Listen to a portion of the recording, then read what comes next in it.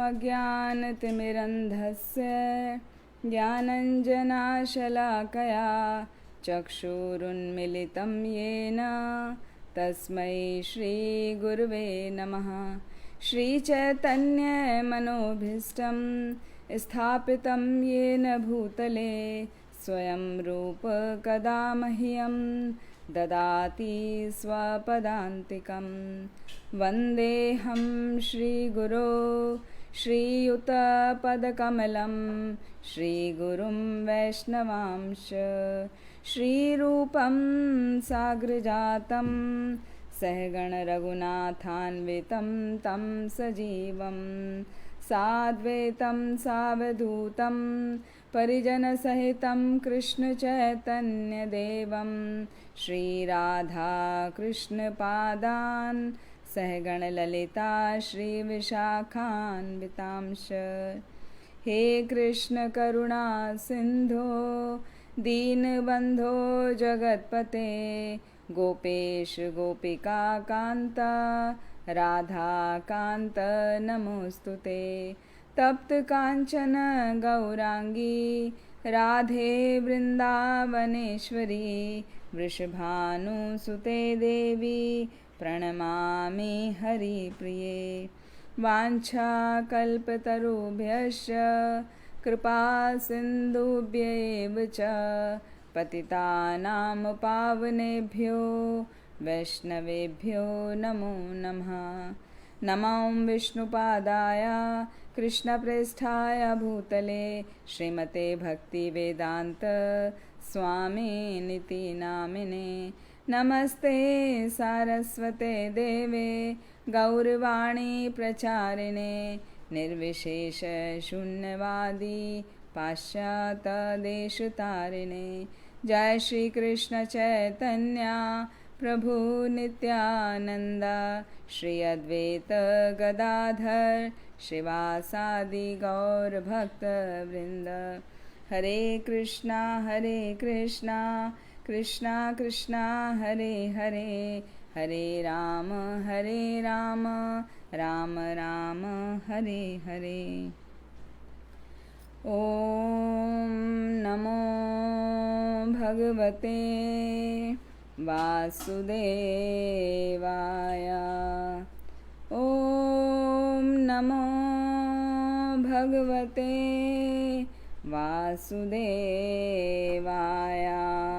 ओम नमो भगवते वासुदेवाय। नारायणं नमस्कृत्यं नरं चैव नरोत्तमं देवीं सरस्वतीं व्यासं ततो जयमुदीरयेत्। नष्टप्रायेष्वभद्रेषु नित्यं भागवत सेवया भगवती उत्तमश्लोके भक्तिर्भवति नैष्टिकीः। मूकं करोति वाचालं पंगुं लङ्घयते गिरिं यत्कृपातमहं वन्दे श्रीगुरुदीनतारिणं परमानन्दमाधवं श्रीचैतन्य ईश्वरम्। हरे कृष्णा। आप सबका हार्दिक अभिनंदन। हमारा चतुर्थ स्कंद चल रहा है और उसके 24 अध्याय तक हमने पिछली बार पूरा किया था। आज हमारा है 25वां अध्याय और आज के अध्याय का नाम है पुरंजन की स्टोरी। राजा पुरंजन, उसके बारे में हम जानेंगे और ये बहुत ही रोचक है क्योंकि पुरंजन जो है हमारा शरीर का प्रतीक है और वो हमारे से ही रिलेटेड है पूरा कहानी। तो उसको ज़रा ध्यानपूर्वक सुनिए जिससे समझ में आ सके। तो पिछली बार हमने देखा था रुद्रगीत, जो 24वां अध्याय था उसमें रुद्रगीत शिवजी जी ने रुद्रगीत सुनाया था प्राचीन बरही के 10 पुत्र प्रचेता जो नाम से जाने जाते हैं उनको। और जब उन्होंने रुद्रगीत पूरा सुनाया उसके बाद शिवजी वहाँ से प्रस्थान चले गए वहाँ से और उनको बोला कि आप यदि इस रुद्र गीत का, इन स्तुतियों का यदि आप गायन करते रहोगे तो आपको जो भी जीवन की सर्वोच्च पूर्णता है वो आसानी से प्राप्त हो जाएगी, यानी भगवत धाम की प्राप्ति हो जाएगी। तो आप ये इनका स्तुतियों का गायन करते रहो। और उसमें स्तुतियाँ थी, क्या स्तुतियाँ थी वो थी मेन मुख्य कि भगवान कौन है और उनको कैसे क्या उनके गुण हैं और उनको कैसे ग्लोरीफाई करना चाहिए, क्या साधु संघ का महत्व है, क्या भक्ति की विधियों का महत्व है, वो सब आया था उसमें रुद्रगीत में। तो जब भगवान शिव वहाँ से प्रस्थान कर गए तो प्रचेता जो 10 प्रचेता हैं वो वहाँ पर उसी जलाशय में खड़े होकर उन्होंने 10,000 वर्ष तक तपस्या की और इस तरह उन्होंने भगवान को प्रसन्न किया। और जब वो तपस्या कर रहे थे तो दूसरी तरफ उनके पिता प्राचीन बरही जो हैं, प्राचीन बरही सिद्ध भी कहा जाता है उनको, प्राचीन बरही भी कहा जाता है, तो वहाँ पे वो यज्ञ करने में और अनुष्ठान करने में बहुत व्यस्त थे, यज्ञ के अनुष्ठान करने में व्यस्त थे। और वो इस तरह व्यस्त थे कि जैसे ही एक यज्ञ खत्म होता था दूसरे यज्ञ की तैयारियां शुरू हो जाती थीं और ख़त्म होने से पहले ही, जैसे वो ख़त्म होता था तुरंत ही दूसरा यज्ञ की तैयारियां सब होती थीं और वो जाके दूसरे यज्ञ में बैठ जाते थे। तो मतलब बैक टू बैक एक के बाद एक वो इस तरह से यज्ञ कर रहे थे और यज्ञ में वो विभिन्न पशुओं की बलि दे रहे थे। और वो इतना लंबा समय तक जब वो यज्ञ करते जा रहे थे तो नारद मुनि ने देखा जब उनको ऊपर से, तो उनको बड़ी करुणा का भाव आया प्राचीन बरही के प्रति कि ये क्या कर रहे हैं। वो लगातार जो धार्मिक यज्ञ के अनुष्ठान में अपने आप को उन्होंने बिजी रखा हुआ है, व्यस्त रखा हुआ है, उससे उनको कुछ प्राप्त नहीं होने वाला। तो ऐसा करुणा का भाव उनके हृदय में आया और उन्होंने निश्चय किया कि मैं जाके प्राचीन बरही से बात करता हूँ और उनको समझाता हूँ कि आप ये यज्ञ मत करो। तो वो नारद जी आए और नारद जी उनसे बात करने लगे कि आप ऐसा मत करो। तो उससे पहले जब वो आए तो राजा ने उनका स्वागत किया, क्योंकि राजा धार्मिक तो हैं, है ना, राजा प्राचीन बरही बहुत धार्मिक है। तो उन्होंने नारद जी का बहुत ही सम्मान किया, बहुत ही आदर किया और उनसे कहा कि मेरी बुद्धि जो है कर्म कांड में पूरी तरह उलझी हुई है, मैं उससे बाहर निकलने का समझ नहीं पा रहा हूँ कि कैसे मुझे अपने लक्ष्य का निर्धारण करना चाहिए, कैसे बाहर निकलना चाहिए। तो कृपया करके आप मुझे बुद्धि विशुद्ध ज्ञान प्रदान कीजिए जिससे मुझे बुद्धि आए और मैं क्या करूँ वो मुझे बताइए। और साथ ही में वो बता रहे हैं, राजा ही बता रहे हैं, ग्रहेषु कूट धर्मेषु पुत्रदार धन आदि भी धन अर्थधि ना परम विंदते मूढ़ो ब्राह्मण संसार मतरमसु। मतलब जो व्यक्ति ग्रहेषु गृहस्थी में पूरी तरह से लगा रहता है और सुंदर स्त्री पुत्र और धन आदि कमाने में पूरा जीवन व्यतीत कर देता है, उसी में पूरी तरह रुचि बनाए रखता है और उसी को अपने जीवन का परम लक्ष्य मानता है, तो वो जीवन का परम लक्ष्य को कभी भी प्राप्त नहीं कर सकता। वो इसी विभिन्न विभिन्न शरीरों में इसी में घूमता रहता है। तो इस बात का प्राचीन बरही को पता है कि ये सब करने से कुछ होने वाला नहीं है, लेकिन उनको समझ नहीं आ रहा है कि मैं इससे कैसे बाहर निकलूं। तो वो नारद जी से बोले कि आप मुझे कृपया करके समझाइए। तो वहाँ पे नारद मुनि कहते हैं कि ठीक है, मैं आपको समझाता हूँ। समझाने से पहले ज़रा देखो जो अब तक तुमने किया है, यज्ञ किया है, उसका क्या फल है। आप ज़रा आकाश की तरफ नज़र उठा के तो देखो। तो जैसे उन्होंने देखा तो आकाश में बहुत सारे पशु उनको दिखाई दिए जो उन्होंने यज्ञ में उन्होंने बलि दी थी उन सभी पशुओं की, और वो सभी अपने सींगों से इस प्रकार रोष प्रकट कर रहे हैं कि अभी वो जैसे ही प्राचीन बरही ऊपर आएंगे, मतलब उनकी मृत्यु होगी, वो उनको तरह तरह की यातनाएं देंगे वो पशु। तो ऐसा देख के वो समझ गए कि ये सब ठीक नहीं हुआ। नारद मुनि समझाते हैं उनको कि ये जो यज्ञ करके, जो अनुष्ठान करके आपने बहुत समय व्यतीत कर दिया है, उसमें यज्ञों का फल ये होता है कि यदि माइनर सा भी मिस्टेक हो जाता है, माइनर सा भी कुछ त्रुटि हो जाती है, तो वो उसका जो फल है वो यजमान को भुगतना पड़ता है। और उसका फल क्या होता है कि उसको भी वही दंड भुगतना पड़ेगा जो उसने उनको दिया है, पशुओं को दिया है। मतलब पशुओं को उसने मारा है तो वो पशु भी उसको मारेंगे, ये उसका दंड होता है। तो इसको अभी अच्छे से समझने के लिए नारद मुनि कहते हैं कि इसको मैं विस्तार से तुमको समझाऊंगा कि ये प्रोसेस किस तरह से होता है, तो इसको तुम ध्यानपूर्वक सुनो। और ये जो व्याख्यान है वो पुरंजन उपाख्यान के नाम से जाना जाता है। तो पुरंजन उपाख्यान यहाँ से अभी शुरू होता है। तो यहाँ पर भक्ति विनोद ठाकुर जो हमारे वैष्णव आचार्य हैं, परम वैष्णव आचार्य हैं, वो तात्पर्य में बहुत सुंदर वर्णन करते हैं उन्होंने एक गीत लिखा है, वो इस प्रकार है। अनादि कर्म फले पड़ी भावनव जले, तरी बारे ना देखी उपाय। ए विषय हला हले दीवानिशी हिया ज्वले, मन कबू सुख नहीं पाए। अनादि कर्म फले कि अनादिकाल से मैं जो विभिन्न प्रकार के कर्मों को कर रहा हूँ, उससे क्या है, मैं भव सागर के इस जल में गिर गया हूँ। तारी बारे ना देखी उपाय, और इससे मुझे बाहर निकलने का कोई भी उपाय नजर नहीं आ रहा है। यही विषय हलहल, ये मेरी देह जो है, मेरा जो शरीर है, वो भौतिक विषय के विषैले प्रभाव से, हाँ, दिवानिश हिया जले, वो दिन रात जल रहा है। मन कभी सुख नहीं पाए, और मेरा मन सुख और शांति का अनुभव नहीं कर पा रहा है।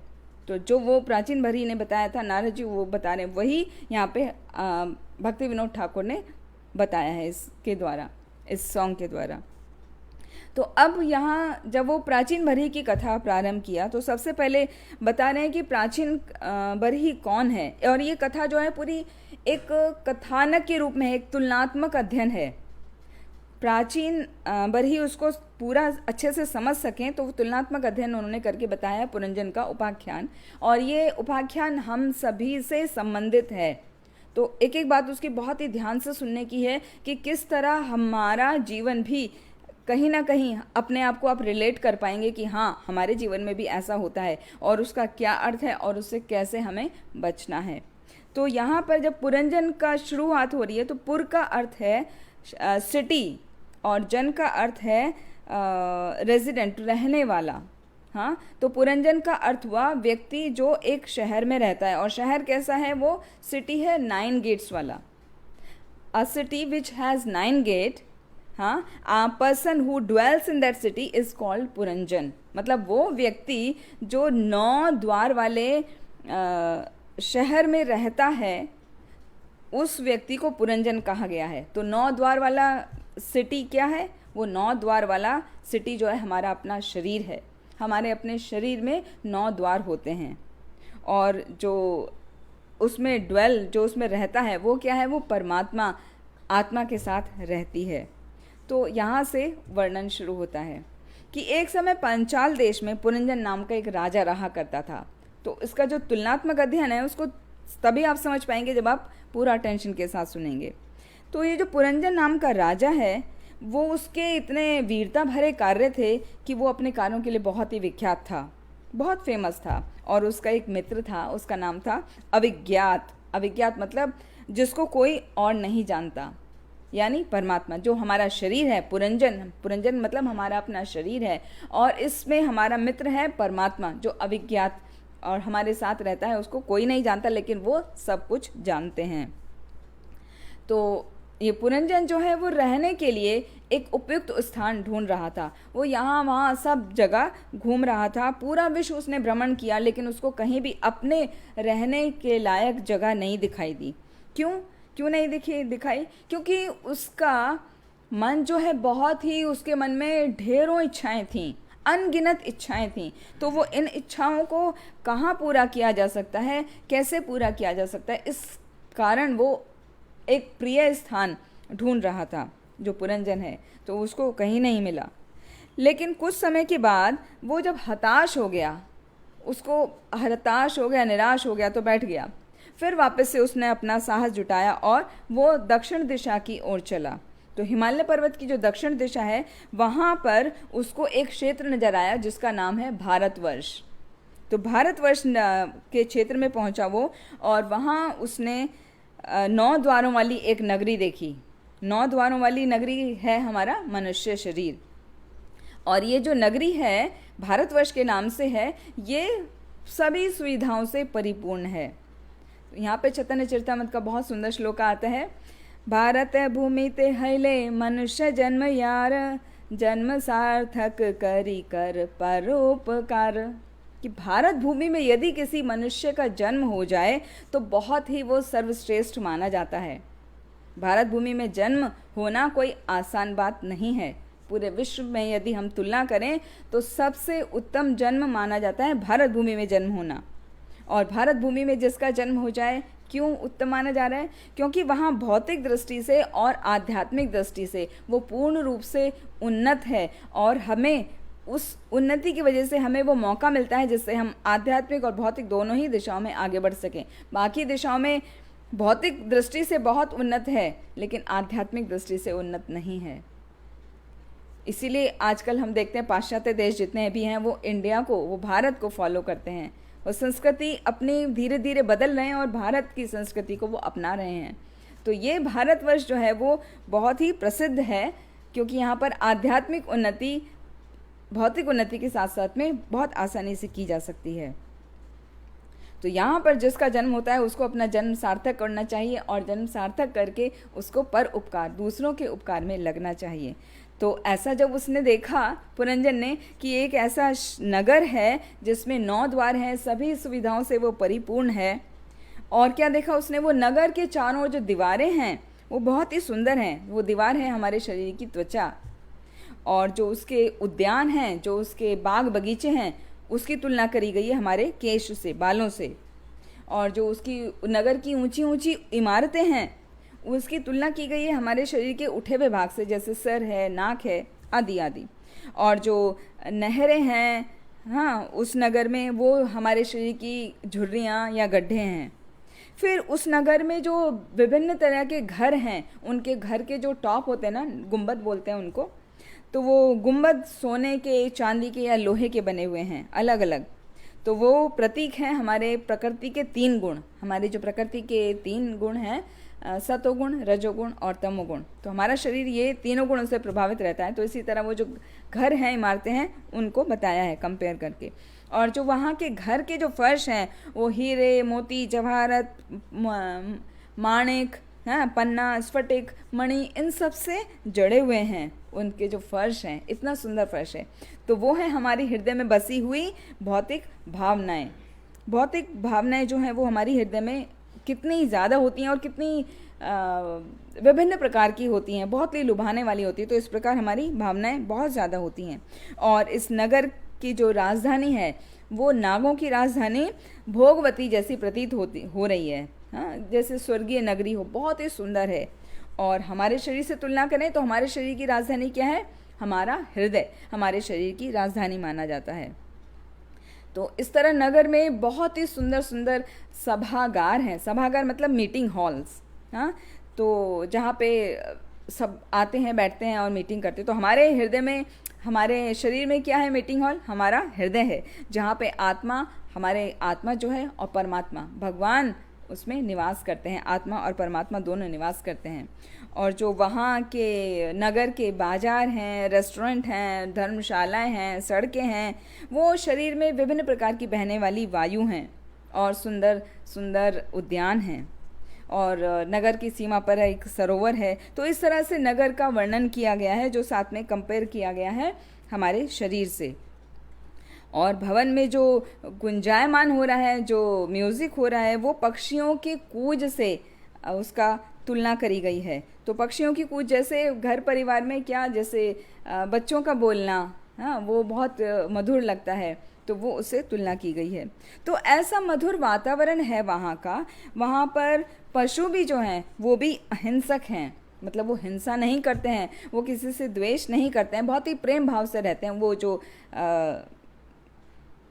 पुरंजन, ये जो नगर है, 9 गेट्स वाला जो सिटी है, इसमें सभी इतना मनोरम है कि वहाँ पशु भी आपस में द्वेष नहीं करते, अहिंसा का पालन करते हैं। तो उसकी तुलना करी गई है कि सौम्य परिवेश में हमारा जो पारिवारिक जीवन बीतता है, सभी प्रेम से रहते हैं, आपस में झगड़ा नहीं करते हैं। बच्चों की बोली भी कोयल की बोली जैसी लगती है, जैसे कितना भी शोर हो रहा हो तो कोयल की बोली कितनी सुंदर लगती है, अलग ही सुनाई आ जाती है। तो इसी तरह बच्चों की जो तुतली बोली है और परिवार के जो स्वजन हैं, भले ही उनसे कितना डिस्टर्बेंस हो, तो वो बोली कितनी मधुर लगती है। तो इस तरह से उसको कंपेयर करके बताया गया है। और इस उद्यान में, इस बगीचे में, इस शहर का जो बगीचा है, जो भी आता है उसका वातावरण इतना मोहक देख के उसका मन वहीं रह जाने का करता है। इसका मतलब ये हुआ कि जो भी शरीर में आता है, जो भी व्यक्ति, जो भी आत्मा शरीर ग्रहण कर लेती है, वो फिर इससे बाहर नहीं जाना चाहती, उसको अपना शरीर बहुत प्रिय लगता है। तो इस तरह राजा जो पुरंजन है वो यहाँ वहाँ सारे में घूमता रहा। हाँ, तो ढूंढ रहा है कि, बहुत प्रसन्न हो रहा है और ढूंढ रहा है कि कोई मिल जाए। तो सामने से उसे एक स्त्री जो बहुत सुंदर है, परम सुंदरी स्त्री आती भी दिखाई दी, जो ऐसे ही घूम रही है और उसके साथ 10 सेवक हैं और साथ में करोड़ों सेवकों की जो हैं वो करोड़ों पत्नियां हैं। और वो जो युवती है वो एक 5 फनी नाग है, उससे वो संरक्षित है। जैसे हम छाता लेके चलते हैं ना, है ना, कोई बड़ा वीआईपी आ रहा है तो उसके ऊपर कैसे छाता हमेशा रखा जाता है, तो आपने देखा होगा बड़े बड़े समारोह में ऐसा। तो वो स्त्री के पीछे क्या है, वो 5 फन वाला नाग है जो उसको शेल्टर दिए हुए है, उसकी रक्षा कर रहा है। अब यहाँ तुलना करके बताया गया है किस तरह से जो 5 जो उसके 10 सेवक हैं, युवती के पीछे जो 10 सेवक चल रहे हैं, वो 10 सेवक हैं हमारी 10 इंद्रियां, 5 हमारी ज्ञानेंद्रियां और 5 हमारी कर्मेंद्रियां और 1 हमारा मन। तो इस तरह से वो सब उसके साथ में लगे हैं। और जो सेवकों की सैकड़ों पत्नियां हैं, उनका अर्थ है हमारी अपार अनलिमिटेड इच्छाएं, डिज़ायर्स, तो वो इतनी हैं, वो सब उसके साथ में चल रही हैं। और वो जो 5 फन वाला जो नाग चल रहा है उस स्त्री की रक्षा करते हुए, वो है हमारी प्राण शक्ति, जो 5 प्रकार की वायु से समाहित होती है। वो 5 प्रकार की वायु हैं प्राण, अपान, व्यान, समान और उदान। ये 5 प्रकार की वायु हमारे प्राण की रक्षा करती हैं। और इसको कंपेयर किया गया है उससे, सांप से, जो 5 फन वाला सांप है। तो इस तरह से उसको जब आते हुए देखा तो वो बहुत ही आकर्षित हो गया पुरंजन, और उसको लगा कि ये स्त्री शायद किसी की खोज कर रही है। वो वास्तव में ये जो स्त्री है ये बुद्धि का प्रतिनिधित्व करती है हमारे शरीर में। जैसे पुरंजन का जो स्टोरी चल रहा है, पुरंजन है हमारा शरीर, और जो वो स्त्री आते हुए देखी वो हमारा है बुद्धि। तो बुद्धि का प्रतिनिधित्व कर रही है। और जो पुरंजन है उसका अभी पति बनने वाला है, तो उसकी तुलना करी गई है चेतना से। जो हमारी चेतना होती है, हमारा कॉन्शियसनेस, हम बिना कॉन्शियसनेस के कोई कार्य नहीं कर सकते। उसी तरह एक पत्नी जो है अपने पति के बिना कोई कार्य नहीं कर सकती है। तो जो वो युवती है वो, उसकी सुंदरता का वर्णन किया गया है, वो बहुत ही सुंदर है, परम सुंदरी है, और उसको देख के उसका मन बहुत ही आकर्षित हो रहा है। इतना आकर्षित हो रहा है कि उसका मन कर रहा है कि उसको अभी प्रपोज करे, उससे विवाह करे। तो यहाँ पर प्रेम विवर्तन का जो एक बहुत सुंदर श्लोक आता है जो श्रील प्रभुपाद ने वर्णन किया है, उसका ये इस प्रकार है, कृष्ण बहिर्मुख हणा भोग वांछा करे, निकटस्था माया तारे झापटिया धरे। इसका मतलब क्या है, कृष्ण बहिर्मुख हना, कि जब जीव कृष्ण से बहिर्मुख हो जाता है, बहिर्मुख मतलब उससे पलट जाता है, उसको नहीं देखता है, हाँ, और भोग वांछा करे, भोग करने की इच्छा करता है कि मैं अपने इंद्रियों को किस प्रकार तुष्ट कर लूँ। तो निकटस्थ माया तारे, वहीं पे पास ही में माया होती है, वो झपटिया धरे, एक झपट लगाती है खींच के। और उसका मतलब क्या है, ये हमको इस तरह समझना चाहिए, जो जीव है वो तटस्थ होता है और भगवान है, भगवान एक तरफ भगवान है, भगवान की अंतरंगा शक्ति, और एक तरफ भगवान की बहिरंगा शक्ति है। तो भगवान की तरफ जब तक हम मुंह करके खड़े हैं, ऐसे समझिए जैसे ये बीच में ये पेंसिल है, ये हम हैं, ठीक है, ये जीव है, और एक तरफ भगवान है और दूसरी तरफ माया है।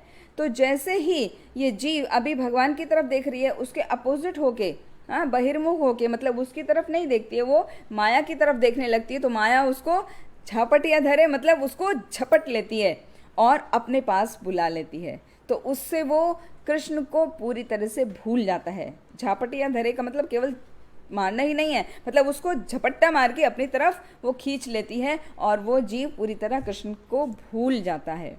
तो यहाँ पर बताया, तो वो पुरंजन जो है उस स्त्री को देख के बहुत आकर्षित हो गया। तो माया क्या कर रही है, अभी उसको पकड़ के अपनी तरफ खींच लेगी और भगवान को पूरा पूरा उससे भुला देगी।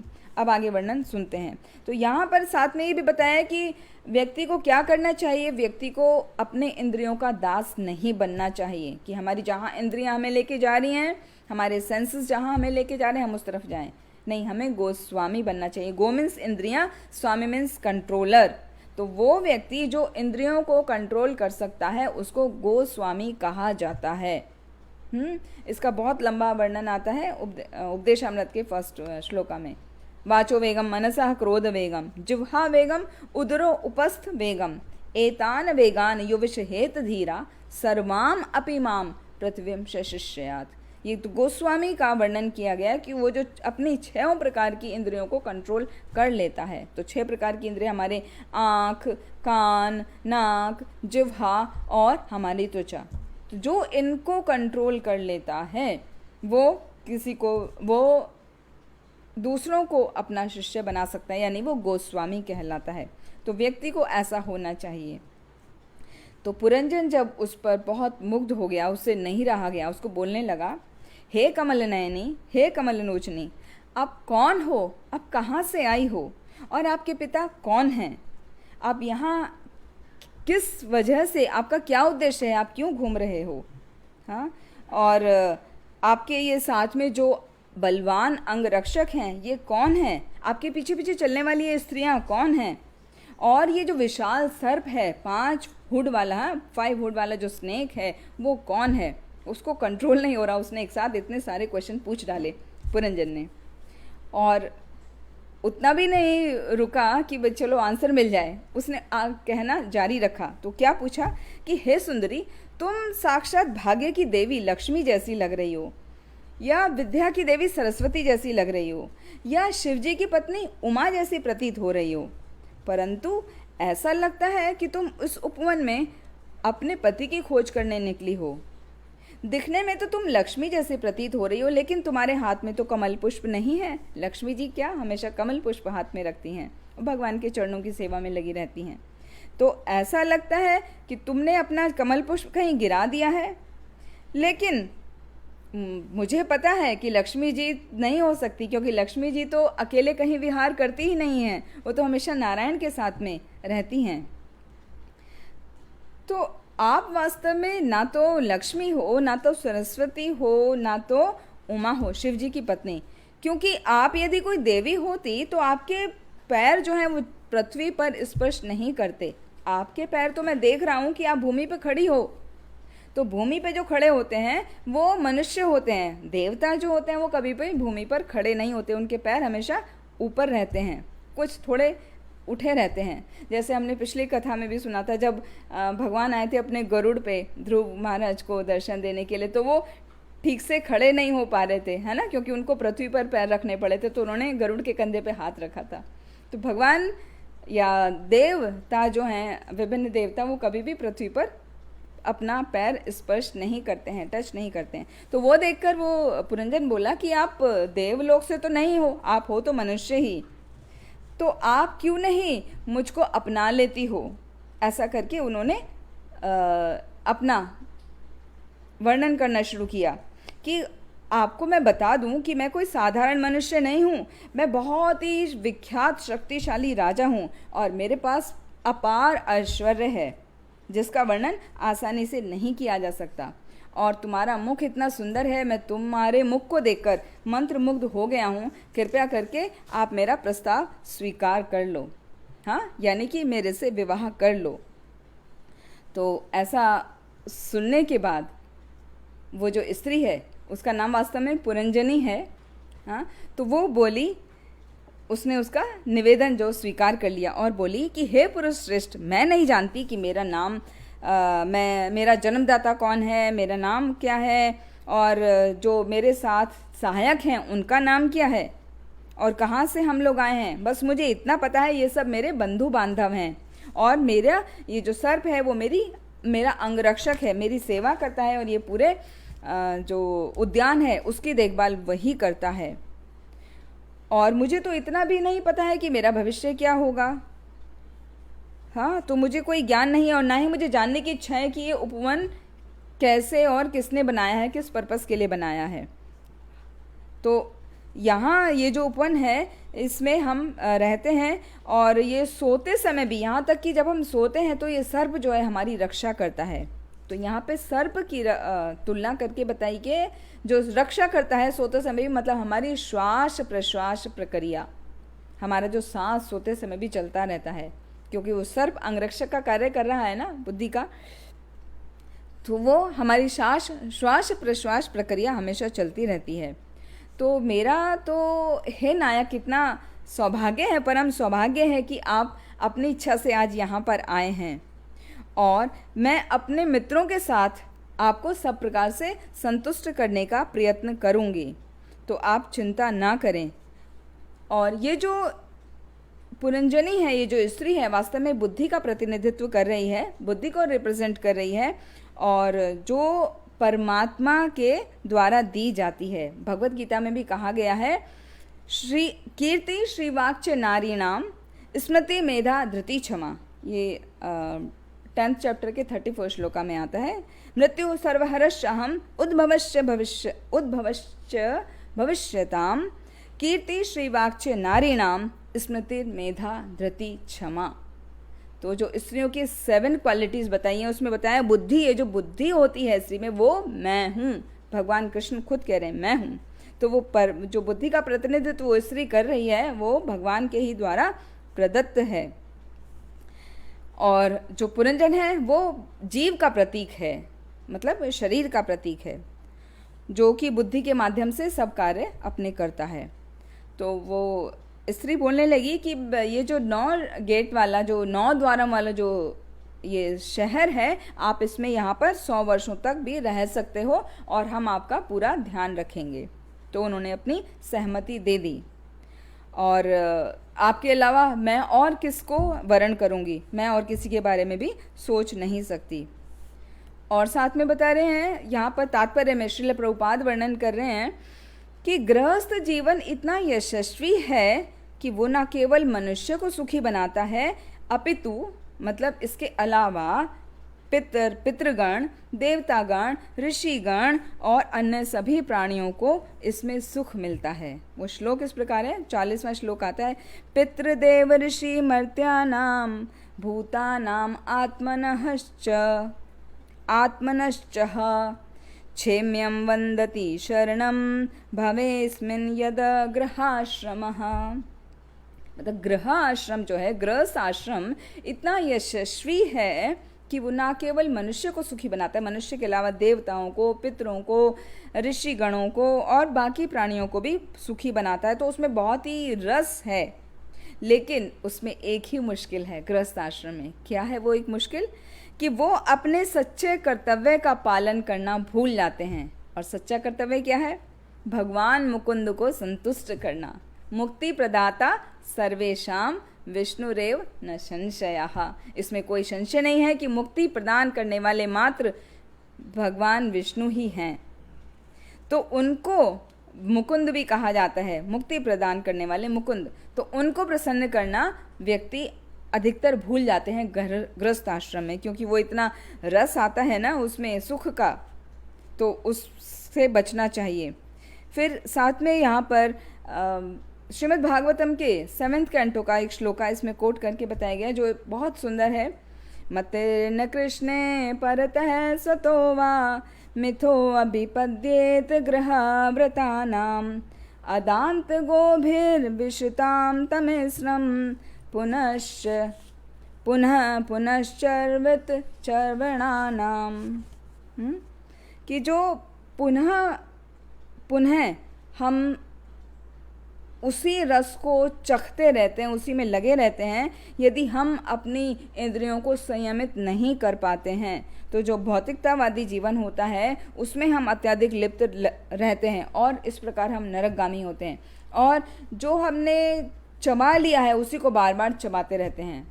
जैसे फॉर एग्जाम्पल आता है गन्ना, शुगर केन यदि आपने खाया होगा तो आपको पता होगा, उसको चबाना पड़ता है। चबा के उसको जूस निकलता है और वो जूस हम लेते रहते हैं अंदर। और कुछ समय के बाद उसको जब चबाते जाते हैं तो उसका सारा जूस खत्म हो जाता है।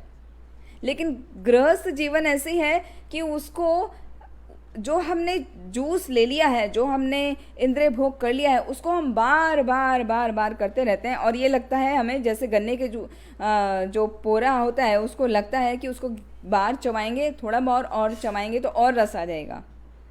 तो इसी तरह वो इंद्रिय तृप्ति में लगा रहता है और इस तरह उसका पूरा जीवन बीत जाता है और वो भगवान की तरफ कभी उन्मुख हो ही नहीं पाता। और ऐसे व्यक्ति का जो इंद्रिय तृप्ति में बारंबार लगा हुआ है, पूरा जीवन उसने उसी में लगा दिया है, वो ना तो अपने ही प्रयास के द्वारा, ना किसी अन्यों के उपदेश के द्वारा, ना ही दोनों के द्वारा वो भगवान की तरफ उसका झुकाव नहीं हो पाता। तो इसलिए गृहस्थ आश्रम को यहाँ पर थोड़ा ये भी बताया कि वो अच्छा है, बहुत अच्छा है, यशस्वी है, लेकिन अच्छा नहीं है, क्योंकि एक बार जो वो जूस को चखने लगते हैं तो वो सब भूल जाते हैं, वो भगवान को भूल जाते हैं। जबकि बाकी तीन आश्रम कौन से हैं? ब्रह्मचर्य आश्रम, वानप्रस्थ आश्रम और संन्यास आश्रम, उसमें भगवान की प्राप्ति आसानी से की जा सकती है। तो ये सब बातचीत जब ये तो तात्पर्य में श्रील प्रभुपाद बता रहे हैं, और वहाँ पे पुरंजन जब उसको प्रपोज कर रहा है तो वो तैयार हो गई और दोनों ने अपनी सहमति से फिर उस नगर में प्रवेश किया और 100 वर्षों तक, 100 ईयर्स तक वो वहाँ पर रहे। और राजा के आनंद के लिए उनके साथ में बहुत पेशेवर गायक साथ में आए जो उसके गुणगान करते रहते थे।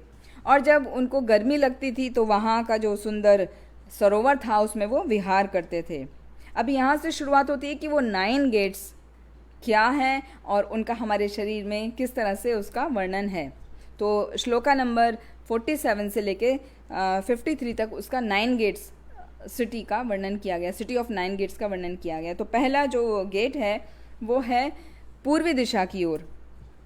पूर्वी दिशा की ओर 2 द्वार हैं। वो क्या है? हमारे 2 आँखें। हाँ, इसको इस तरह समझाया गया, जो हमारा सिर है उसको पूर्व समझिए, जो हमारे पैर हैं उसको पश्चिम, जो हमारा लेफ्ट साइड है वो उत्तर और जो हमारा राइट साइड है वो हमारा दक्षिण। तो इस तरीके से द्वारों को हम एक एक करके समझेंगे। तो जो पूर्व में है, पूर्व में 5 द्वार हैं एक्चुअली।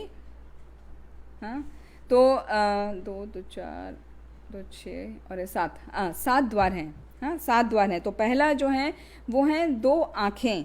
तो जो बाईं आँख है उसका नाम है खद्योता और जो दाईं आँख है उसका नाम है अविर्मुखी।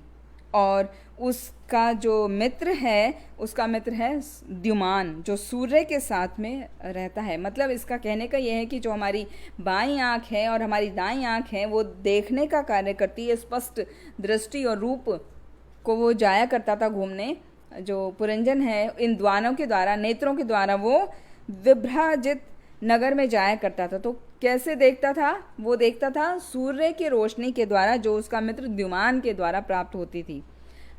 आप सभी को मालूम है कि हम जब भी कुछ देखना चाहते तो हमें प्रकाश की आवश्यकता होती है। तो दिन में ये प्रकाश हमें सूर्य से मिलता है और रात में हम आर्टिफिशियल लाइट ऑन करके हम पा लेते हैं, लेकिन बिना प्रकाश के या अंधकार में हम कुछ भी नहीं देख सकते। तो वही यहाँ पर बताया कि उसका मित्र हमेशा कोई ना कोई हेल्प करता है। तो हर सेंस का एक एक मित्र है। फिर जो 2 दूसरे द्वार हैं, ये 2 का वर्णन हुआ। अभी जो दूसरे अन्य द्वार हैं वो हैं हमारे नॉस्ट्रल्स। 2 नॉस्ट्रल्स हैं, एक का नाम है नलिनी और दूसरा नालिनी। तो उसमें जो वहाँ पे मित्र है उसका नाम है अवधूत और वो जाता है सौरभ नगरी को। मतलब जो नॉस्ट्रल्स है वहाँ से हम वायु को अंदर लेते हैं और छोड़ते हैं और स्मेल हम सूंघते हैं उससे। फिर जो 5वां द्वार है, 2 आँखें 2 नॉस्ट्रल हो गए। अभी 5वां द्वार आता है हमारा मुख। मुख जो है वो सबसे प्रमुख द्वार है और उसके 2 मित्र हैं रसज्ञ और विपण। रसज्ञ का कार्य क्या है? जिह्वा। हाँ, तरह तरह के विभिन्न प्रकार के व्यंजनों का स्वाद लेना। और विपण का कार्य है वाणी, मतलब बोलना। तो हम जिह्वा से, मुख से 2 कार्य करते हैं, बोलना और खाना। तो ये हमारे कार्य होते हैं। तो वो इस तरह से इन 2 मित्रों के साथ में वहाँ नगरों को, उस नगर से द्वार से जाया करता था घूमने।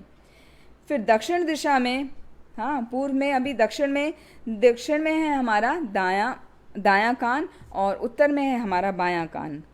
तो जो दक्षिण में हमारा दायां कान है उसका नाम है पितृहु और उससे कर्मकांडीय अनुष्ठानों का वर्णन किया जाता है और पालन किया जाता है।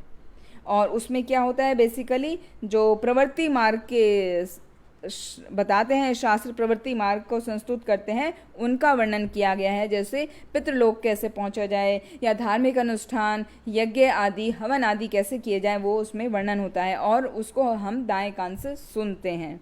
और जो बायां कान है उसका नाम है देवहू, उससे आध्यात्मिक दीक्षा ली जाती है। तो वो राइट वाला उत्तर पांचाल नगर को जाता है और लेफ्ट वाला राइट वाला दक्षिण पांचाल नगर को जाता है और उत्तर वाला उत्तर पांचाल नगर को जाता है। और लेफ्ट ईयर जो है उससे क्या करते हैं, आध्यात्मिक दीक्षा ली जाती है, यानी भक्ति का मार्ग हम उसके बारे में जानते हैं, सुनते हैं। आप सभी को मालूम होगा जिनकी दीक्षा हो चुकी है, तो जब दीक्षा का मंत्र दिया जाता है तो वो लेफ्ट ईयर में दिया जाता है, क्योंकि वही आध्यात्मिक दीक्षा देने का सही अंग है। तो इस तरह वहाँ से वैकुंठ मार्ग को कैसे पाया जाए या भक्ति मार्ग में हमें कैसे आगे बढ़ा जाए, उसके बारे में हम शास्त्रों के द्वारा सुनते हैं। और इस मित्र का नाम है श्रुतधर। फिर अभी पश्चिम में आ जाइए। पश्चिम में है 2 द्वार। हाँ, पहला है जननेन्द्रिय और दूसरा है हमारा गुदा द्वार। तो जननेन्द्रिय वाले द्वार का नाम है आसुरी। आसुरी द्वार, वहाँ पे ग्रामक नाम नगर को जाया जाता है, यानी उससे प्रजनन की क्रिया होती है। और जो दूसरा द्वार है नैरति, उससे मल त्याग होता है, तो उससे नरक गामी होता है। तो इस तरह से 9 द्वारों का वर्णन किया गया है। इसके अलावा उसके राजा के और भी मित्र हैं, वो 2 अंधे मित्र हैं। वो क्या हैं, उनका नाम है निर्वाक और पेशस्कृत। ये हैं हमारे 2 हाथ और 2 पैर, जो ना तो देख सकते हैं ना तो बोल सकते हैं, लेकिन इनसे सभी कार्य किए जाते हैं, हाथ से सभी कार्य किए जाते हैं और पैरों से चल के जाया जाता है, इधर उधर जाया जाता है। और कई बार वो अपना जो प्रमुख सेवक है, जिसे कहा गया है विषुचीन, विषुचीन नाम है प्रमुख सेवक का, यानी हमारा मन, जो वो सभी स्थानों पे जा सकता है आसानी से, और यहाँ तक कि वो गुप्त स्थानों पे भी जा सकता है। मन का तो कुछ प्रॉब्लम ही नहीं, वो तो कहीं भी जा सकता है। और उससे हम कई बार भ्रमित हो जाते हैं, कई बार हम संतुष्ट हो जाते हैं और कई बार हम वास्तविक सुख का अनुभव करते हैं अपने मन के द्वारा। तो ये इसका प्रतीक है कि हम कभी तमोगुण में रहते हैं, कभी हम रजोगुण में रहते हैं और कभी हम सतोगुण के अंतर्गत रहते हैं, कार्य करते हैं। और भगवत गीता में इसको बताया गया 7.14 में, देवी ही एषा गुणमयी मम माया दुरत्यया मामेव ये प्रपद्यन्ते माया मेताम तरन्ति ते। कि जो मेरी देवी ही ऐसा गुणमयी, ये जो मेरी माया है वो कैसी है, 3 गुणों की बनी हुई है। मम माया दुरत्यया, जिसको पार करना अत्यंत मुश्किल है, लेकिन जो मेरी शरण में आ जाता है वो इसको आसानी से पार कर लेता है। तो वही 3 गुणों की जो बताया है वो यहाँ पर है कि हमारा मन जो है 3 गुणों से प्रभावित रहता है। उसकी वजह से कभी हम ये करते हैं, कभी हम प्रसन्न होते हैं, कभी हम असंतुष्ट हो जाते हैं, कभी हम दुखी हो जाते हैं। तो हमारे उस 3 गुणों की वजह से ही होता है। तो इस प्रकार भौतिक कार्यों में बंधकर और मानसिक कल्पनाओं से उत्पन्न जो होता है, वो पुरंजन पूरी तरह से उसके वशीभूत हो गया, इन सभी इंद्रियों के वशीभूत हो गया और उसका मन पूरी तरह ठगा गया और उसने अपना पूरा जीवन अपनी पत्नी यानी अपनी बुद्धि के पीछे, अपनी इच्छाओं को पूरा करने में उसने अपना पूरा जीवन व्यतीत कर दिया। और किस तरह व्यतीत कर दिया, ये देखिए। जो रानी है पुरंजनी, जो बुद्धि का, हमारी बुद्धि का प्रतीक है, तो वो पुरंजनी वो क्या करती है, जब वो कुछ पीती तो पुरंजन भी सेम वही चीज़ पीता, जब वो कुछ खाती तो वो भी उसके साथ में खाता, जब पुरंजनी गाती तो वो भी गाने लगता, सेम वही, और जब वो रोती तो वो भी रो देता साथ में, जब वो हंसती तो वो भी हंसने लगता, जब वो चलती तो उसके पीछे पीछे चल के जाता, यदि वो रुक जाती तो वो भी वहीं पे रुक के खड़ा हो जाता था, और जब वो लेटती तो वो भी लेट जाता था, जब कुछ सुनती तो उसको भी वही सुनता था जो वो सुनती थी, कुछ देखती थी तो वो भी वही देखने लगता था। मतलब कि पूरा हैंड पैक्ड हस्बैंड, जो पत्नी कर रही है वही हस्बैंड करेगा। तो ऐसा स्थिति जीव की भी होती है, हाँ, कि जैसे हमारी बुद्धि हमको चला रही है वैसे ही हम करते जाते हैं। और बुद्धि कहाँ से होती है, हमारी मन से। तो मन में विचार उठे, फिर बुद्धि ने उसको विचार को उसी तरह से परिपूर्ण करने के लिए तरीके सोचे और हम उसमें करने में लग गए। तो यही होता है हमारे साथ में। तो हैंड पैक्ड हस्बैंड की तरह हम अपने बुद्धि और मन की बातों को पूरा करने में लगे रहते हैं। और रानी जब प्रसन्न होती तो वो भी प्रसन्न हो जाता, रानी जब रोती तो वो भी रोने लग जाता, शोक करने लगता। तो वो स्थिति है। तो इसी प्रकार जीवात्मा इसी प्रकार बुद्धि का अनुगमन करती है, जिस प्रकार राजा अपनी रानी का कर रहा था। लेकिन आध्यात्मिक बुद्धि की सहायता प्राप्त करने पर व्यक्ति इस बंधन से मुक्त हो सकता है। यदि हम आध्यात्मिक ज्ञान ग्रहण करें, आध्यात्मिक बुद्धि को अपना मतलब शार्प करें, आध्यात्मिक बुद्धि को शार्प करें, तो हम ये जो बंधन है इससे हम मुक्त हो सकते हैं आसानी से। भगवद गीता में बताया गया है 18.54 में, ब्रह्मभूत प्रसन्नात्मा न शोचति न कांक्षति समः सर्वेषु भूतेषु मद्भक्तिं लभते पराम। कि जो प्रसन्न होता है वो कैसा होता है? ना तो वो सोचता है, ना तो वो पश्चाताप करता है। वो क्या होता है? वो हमेशा समान रहता है और आध्यात्मिक रूप में वो स्थिर हो जाता है। तो ब्रह्म रूप में का वो साक्षात्कार करता है, आध्यात्मिक रूप में वो स्थिर होकर ब्रह्म का साक्षात्कार करता है और फिर वो सदैव प्रसन्न रहता है। तो यदि हमें प्रसन्न रहना है तो हमें आध्यात्मिक बुद्धि का सहायता लेनी होगी और उसके अनुसार हमें अपने जीवन को चलाना होगा। यहाँ पे 25वां अध्याय खत्म होता है और 26वां यहाँ से शुरू होता है। सब एकदम उसी के बाद में है, तो कुछ गैप नहीं है। तो अभी एक दिन की बात है, पुरंजन क्या करने लगा, पुरंजन को लगा कि बहुत दिन हो गए मुझे घर में रहते हुए, हाँ, अपने रानी के साथ में दिन व्यतीत करते हुए, अभी मैं थोड़ा आखेट करने के लिए वन में जाता हूँ। तो वो वन में जाने का उसने ठान लिया और उसने क्या किया, एक शक्तिशाली धनुष ले लिया, हाँ, बड़ा सा धनुष ले लिया और जो है उसको बाणों से भर लिया जिससे वो उनको मार सके। तो जो धनुष है वो आसक्ति का प्रतीक है और बाण जो है हमारी घृणा का प्रतीक है।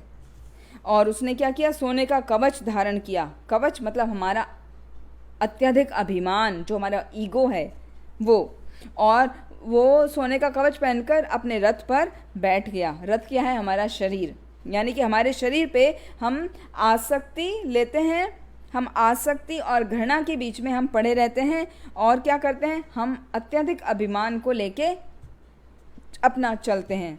साथ में उसने क्या किया, 11 अपने सेनापति ले लिए। 11 सेनापति कौन है हमारे शरीर में? 10 इंद्रियां, 5 ज्ञानेंद्रियां और 5 कर्मेंद्रियां और 1 हमारा मन। तो इस तरह से 11 सेनापति उसके साथ हो लिए और वो पुरंजन कहाँ गया? पंचप्रस्थ नामक जंगल में गया। तो पंचप्रस्थ जंगल जो है वो क्या है? वो 5 इंद्रियां जो हैं उनके 5 विषय वस्तु जो हैं वो उनके पास गया। मतलब 5 विषय वस्तु क्या है? रूप, शब्द, गंध, स्वाद और स्पर्श। ये क्या है? मतलब आँखों से हम देखते हैं तो उसका आँखों का विषय वस्तु हो गया रूप। नाक से हम सूंघते हैं तो नाक का विषय वस्तु हो गया गंध। कान से हम सुनते हैं तो कान का विषय वस्तु हो गया शब्द। और मुख से हम खाते हैं, हम स्वाद लेते हैं जिह्वा से, तो उसका विषय वस्तु हो गया स्वाद। और त्वचा से हम छूते हैं तो उसका विषय वस्तु हो गया स्पर्श। तो इस तरह पंचप्रस्थ जंगल में वो गया शिकार करने के लिए। और वो जो जंगल में जाना का जो प्रक्रिया है उसको बताया गया है कि वो तमोगुण के द्वारा बाध्य होकर पाप कर्मों में प्रवृत्त होता है। जब उसकी कुछ करने की तेज इच्छा होती है तो वो इस तरह पाप कर्मों में प्रवृत्त हो जाता है। अब वो जिस रथ पे चढ़ा, रथ मतलब वो शरीर, अब उस रथ का वर्णन किया गया है। रथ में 5 घोड़े जुते हैं। 5 घोड़े क्या है? हमारी 5 ज्ञानेंद्रियां, वो आँख, नाक, कान, जिह्वा और त्वचा। तो 5 घोड़े वाले रथ में चढ़ा, जो कि हमेशा 5 इंद्रियां हमारी दौड़ती रहती हैं। आप देखिए जन्म से लेके मृत्यु तक, जीवन पर्यंत हमारी ये 5 इंद्रियां सतत सक्रिय रहती हैं। खाली सोने के समय हम इनको काम नहीं करते हैं, अदरवाइज वो हमेशा सक्रिय रहती हैं। और रथ की धुरी में 2 पहिए हैं। वो 2 पहिए हैं हमारा धर्मपरायण जीवन और हमारा पाप परायण जीवन। मतलब कभी हम धार्मिक एक्टिविटीज़ करते हैं और कभी हम अपने मन के वशीभूत होकर हम गलत कार्यों को या पाप कर्मों को भी करते हैं। तो इस तरह हमारी चलती रहती है, शरीर का रथ चलता रहता है। और जो रथ की धुरी हैं उसमें तीन धुरी हैं, जीवन परायण, धर्म परायण जीवन और पाप परायण जीवन, जो हमारे गंतव्य तक हमें पहुंचने में सहायता करते हैं। और रथ के ऊपर 3 प्रकार के ध्वजा फहरा रहे हैं, जो कि 3 प्रकृति के 3 गुणों को प्रकट कर रहे हैं। और उसके हाथ में लगाम है, हाँ, लगाम है हमारा मन। और सारथी जो वहाँ बैठा है रथ में, जो रथ को चला रहा है, वो है हमारी बुद्धि या हमारा अंदर जो परमात्मा हृदय में विराजमान है। और बैठने का स्थान है हमारा हृदय। साथ में जो 2 डंडे हैं जो घोड़ों को बांधे जाते हैं, घोड़ों का जुआ कहा जाता है, वो है हमारा मोह और हमारे शोक का प्रतीक। मतलब हम कभी शोक में हम पश्चाताप करते हैं और कभी हम इल्यूजन में, मोह में आ जाते हैं। तो इसमें हमें हमेशा पड़े रहते हैं, कभी शोक करते हैं, कभी हम द्वंद्व में, मोह में आ जाते हैं। तो इसका द्वंद्व हमारा चलता रहता है। और वो जो है 7 आवरण से घिरा हुआ है रथ। हमारे शरीर के 7 आवरण क्या हैं? हमारा मसल, सबसे पहले तो त्वचा, हाँ, त्वचा के अंदर देखेंगे तो हमारी मांसपेशियाँ, फिर मांस, फिर उसके अंदर ब्लड, रक्त, फिर रज्जा, मज्जा, बोन मैरो, फिर बोन्स और हमारा वीर्य। तो इस तरह से 7 आवरण हैं शरीर के। और इस रथ में राजा ने 2 विस्फोटक बम रख लिए हैं। वो 2 विस्फोटक बम क्या हैं? बाण है, 2 विस्फोटक बाण जो बम की तरह कार्य करें। वो है अहंता और ममता। अहंता के मतलब मैं की भावना और मेरा की भावना। ये हम सभी देख सकते हैं, हमारे अंदर इतना कूट कूट के भरी होती है सभी के अंदर कि उससे निकल ही नहीं पाते, मैं और मेरा। हाँ, मतलब ये मैं शरीर हूँ और मेरे शरीर से संबंधित जितनी भी चीज़ें हैं वो मेरी हैं, तो उसमें भी पड़े रहते हैं। तो वो 2 विस्फोटक बाण हैं हमारे शरीर के। और जो विभिन्न प्रकार से कार्य करते हैं, 5 इंद्रियों के द्वारा वो कार्य करते हैं। लेकिन साथ में 5 प्रकार की बाधाएं आती हैं। वो 5 प्रकार की बाधाएं क्या हैं? हमारे शरीर की 5 प्रकार की वायु जो प्राण शक्ति के रूप में हमारे शरीर में बह रही है।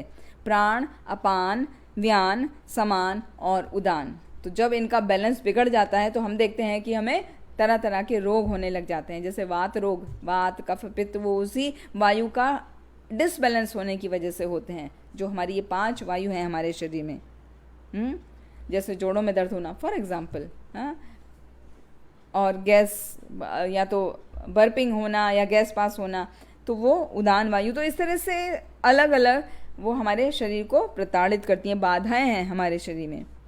लेकिन ये शरीर क्या है? सोने के सजावटों से सुसज्जित है, जो हमारे रजोगुण का प्रतीक है। तो इस तरह से पूरा रथ का वर्णन किया। अभी वो रथ पे पुरंजन सवार होकर जा रहा है जंगल में।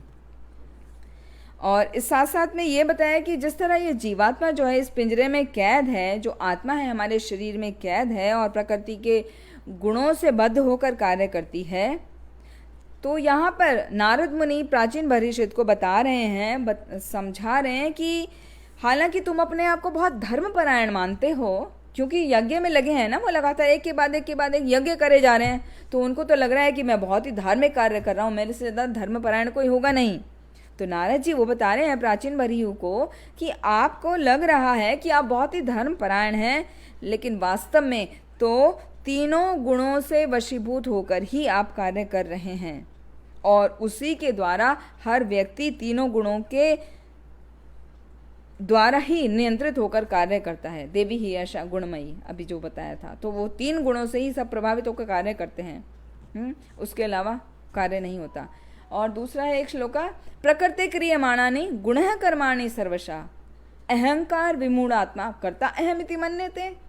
जो विमूढ़ आत्मा होता है, मतलब जो अपने आप को बुद्धिमान समझता है लेकिन वास्तव में विमूढ़ है, वो पागल है, उसको नहीं पता कि ये जो कार्य कर रहा है वो नहीं कर रहा है, वो 3 गुणों के अंतर्गत आके उसको करना पड़ रहा है या उससे कराया जा रहा है। तो यहाँ पर उसका रथ का वर्णन पूरा हुआ। फिर ये बताया राजा जो है कभी भी वैसे तो अपनी रानी से अलग हुआ ही नहीं, हमेशा उसके साथ ही रहता था, लेकिन अभी उसका इतना तीव्र इच्छा हुई कि आखिर पे जाया जाए, हाँ, शिकार करा जाए, तो वो उसको छोड़ के चला गया। उसको पूछा भी नहीं कि मैं वन में चला जाऊं क्या। तो वन में जान के उसने क्या हिंसक जो पशु हैं उनका वध करना शुरू कर दिया। और इस प्रकार वध करना शुरू करा एक के बाद एक कि वहाँ जो कुछ दयावान लोग थे, दयालु स्वभाव के लोग थे, उन्होंने जब देखा तो उनको बहुत ही पीड़ा हुई और उनका हृदय विदीर्ण हो उठा। और यहाँ पर जयदेव गोस्वामी का एक जो दशावतार का स्रोत आता है वो इससे रिलेट करता है। नंदसि यज्ञ विदिर्हे यज्ञ विधिर्हः श्रुति जातम सदय हृदय दर्शित पशुघातम केशव धृता बुध शरीरा जय जगदीश हरे जय जगदीश हरे जय जगदीश हरे। बुद्ध के रूप में भगवान ने अवतार लिया था, उनका जय जयकार हो। उन्होंने क्या किया, शास्त्रों के जो अवहेलना करता है और अवहेलना करके शास्त्रों में जो पशु वध है, किसी का भी वध है, वो पूरा तरीके से मना किया गया है। लेकिन क्षत्रियों को कुछ मात्रा तक इजाज़त दी जाती है। क्यों इजाज़त दी जाती है? जिससे उन्हें यदि युद्ध करना पड़े तो वो युद्ध कर सकें, किसी को मार सकें। हाँ, राजाओं को युद्ध करना पड़ता था पहले, अभी तो सब सिस्टम चेंज हो गया। तो उनको आज्ञा थी कि वो जाके पशुओं का वध करें, जिससे वहाँ पर वो युद्ध में दूसरों के साथ में आसानी से युद्ध कर सकें। लेकिन इन शास्त्रों को केवल उसी के लिए बताया गया था, मगर क्या करने लगे लोग बाग, उसको अपने इंद्रिय तृप्ति के लिए उसको यूज़ करने लगे। मतलब पशुओं को मारते, उनको यज्ञ में जो अर्पित करना है भाग अर्पित किया, बाद में उसको खा गए। हाँ, और बाद में तो इतना हो गया कि यज्ञ में अर्पित भी नहीं करना, सीधा उठा के मारना और खा जाना। तो उसको रोकने के लिए बुद्ध भगवान ने अपना शरीर लिया, मतलब अवतार लिया। भगवान ने बुद्ध के रूप में अवतार लिया और उन्होंने क्या किया, निंदसि यज्ञ विदर्हे विधेर्हः श्रुति जातम सदय हृदय दर्शित पशुघातन। जब उन्होंने देखा कि जो पशुओं का वध हो रहा है तो उन्होंने उसकी बहुत निंदा करी कि यज्ञों में जो इसकी अनुमति दी गई है उसका खंडन किया उन्होंने कि वो नहीं मानना चाहिए हमें, क्योंकि अहिंसा का पालन करना चाहिए और पशुओं का वध नहीं करना चाहिए। तो यहाँ पर ये साथ में भगवद गीता में बताया गया है, यह शास्त्र विधि उत्सृज्य वर्तते कामकारतः न सिद्धिम अवाप्नोति न सुखम न पराम गतिम। कि जो शास्त्रों के आदेशों की अवहेलना करता है और मनमाने ढंग से कार्य करता है, उसे ना तो सिद्धि प्राप्ति होती है, ना सुख प्राप्त होता है, ना ही उसको परम गति की प्राप्ति होती है। तो उसको कुछ भी प्राप्त नहीं होता। इसलिए हमें शास्त्रों का अवहेलना नहीं करना चाहिए, शास्त्रों का पालन करना चाहिए। तो यहाँ पर पुरंजन क्या कर रहा है, उसको जितने भी वहाँ पर पशु दिख रहे हैं, छोटे पशु बड़े पशु, जैसे खरगोश, सुअर, भैंस, काले हिरन, हाँ, साही, गाय, सबको वो मार दे रहा है। और वो पूरा दिन उसने आखेट किया, शिकार किया, पूरा दिन वो थक गया, भूख और प्यास से व्याकुल हुआ। तो उसे याद आया कि मुझे अब अपना नगरी लौटना चाहिए। और जब उसे ऐसा याद आया तो वो अपने घर की तरफ लौट चला। यहाँ पर उसकी तुलना करी गई है, जब हमारी बुद्धि सही डायरेक्शन में काम करती है तो हमें समझ में आता है कि ये हमें नहीं करना चाहिए और हम उसको फिर पालन करते हैं। तो यहाँ पर अभी वो अपने घर आया, पुरंजन लौट के उसने स्नान किया, भरपेट भोजन किया और सोने चला गया। पूरा दिन थक गया था ना आखेट करके, सोने चला गया। तो यहाँ जो उसका और सो के वो फ्रेश हो गया। यहाँ जो उसके सोने की प्रक्रिया है उसकी तुलना की गई है कि जब हम पाप में जीवन जो होता है उससे थक जाते हैं, मतलब एक तरह की एक्टिविटी करते करते हम गलत काम कर रहे हैं, गलत काम नहीं भी कर रहे हैं तो खाली पैसा ही कमाने में लगे हैं, भगवान की तरफ, अपने आध्यात्मिक प्रगति की तरफ हम कुछ सोच ही नहीं रहे हैं, तो हमें उससे अवकाश लेना चाहिए और एक बोनाफाइड गुरु, हाँ, बोनाफाइड स्पिरिचुअल मास्टर की शरण लेनी चाहिए और उनसे शास्त्रों का श्रवण करना चाहिए, अपने आप को शुद्ध करना चाहिए। तभी हम उस तरह फ्रेश हो जाएंगे जैसे वो नींद से उठ के फ्रेश हो गया पुरंजन। हम देखते हैं ना, हम नींद से सो के उठते हैं तो एकदम फ्रेश फील करते हैं। तो हमारे अपने जो कर्म हैं, भौतिक कार्यों में जो हम पूरी तरह से लिप्त हैं, हमें उनसे अवकाश लेके उसी तरह रेस्ट करना चाहिए। हमें आध्यात्मिक प्रक्रियाओं का पालन करना चाहिए और श्रवण करना चाहिए शास्त्रों का। तो ये बहुत अच्छा है कि हमारा हर हफ्ते क्लास होता है तो हमें मौका मिलता है श्रवण करने का। तो जब पुरंजन नींद से उठा, उठ के उसने स्नान किया, स्वच्छ कपड़े पहने, अपने आप को आभूषणों से, मालाओं से सजाया, हाँ, माथे पर चंदन का लेप किया तो इसकी तुलना की गई है जब हम आत्म धर्म और आत्मज्ञान से विभूषित हो जाते हैं तो हम कितना फ्रेश फील करते हैं और हम भक्ति के कार्यों में लगते हैं। तो वो पुरंजन ये सब कार्य करके अपनी रानी को खोजने लगा और उसने रानी को कहीं नहीं पाया। तो जब वो ढूंढने लगा तो परेशान हो गया तो उसने अपनी वहाँ जो सेविकाएं हैं उनको पूछा कि आपने रानी को देखा है क्या?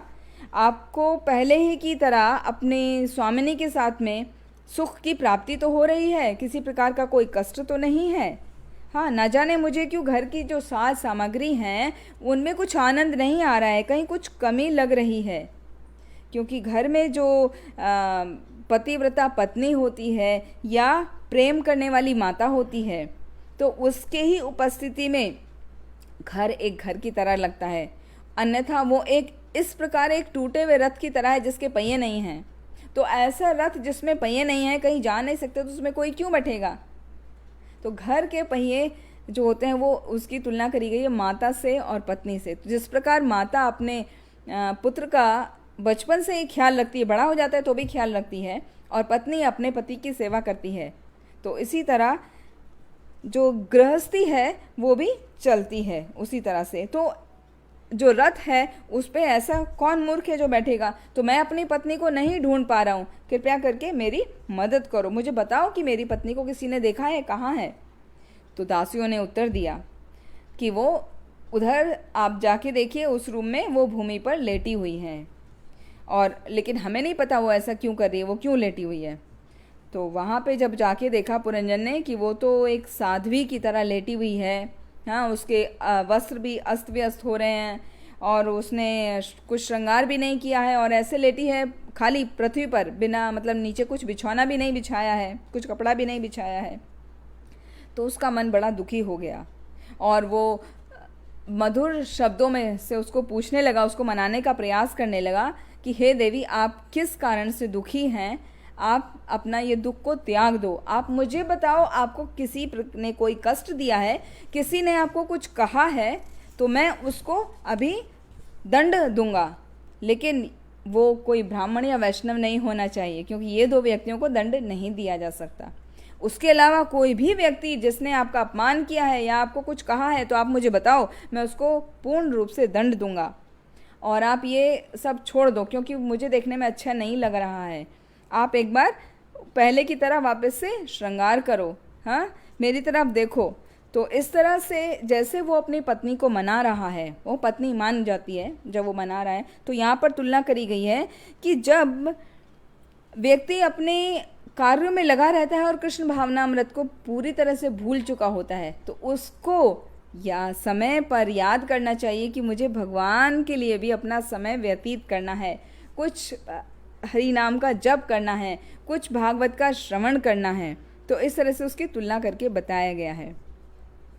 तो यहाँ पर जब वो व्यक्ति जो कृष्ण के विचारों से, जिसके विचार सजे हुए नहीं होते हैं, तो वो उसी तरह निस्तेज और निराश हो जाता है जैसे उस समय उसकी पत्नी लग रही है, बिना श्रृंगार के उतना सुंदरता नहीं लगती है जितना श्रृंगार के बाद लगती है। तो हमें हमारे जो भक्त हैं, जो वैष्णव हैं, उनकी सुंदरता, उनका श्रृंगार होती है कृष्ण भावना की चेतना में रहना, मतलब भगवान के नामों का जप करते रहना और जो शास्त्र हैं उनका अध्ययन करना और श्रवण करना, वो ही हमारा श्रृंगार होता है। तो उसी से जो है हमारी चेतना विकसित होती है। तो साथ में वो पुरंजन बोला, मेरे से कोई अपराध हो गया है तो क्षमा कर दीजिए और अभी आप जाके तैयार हो जाओ।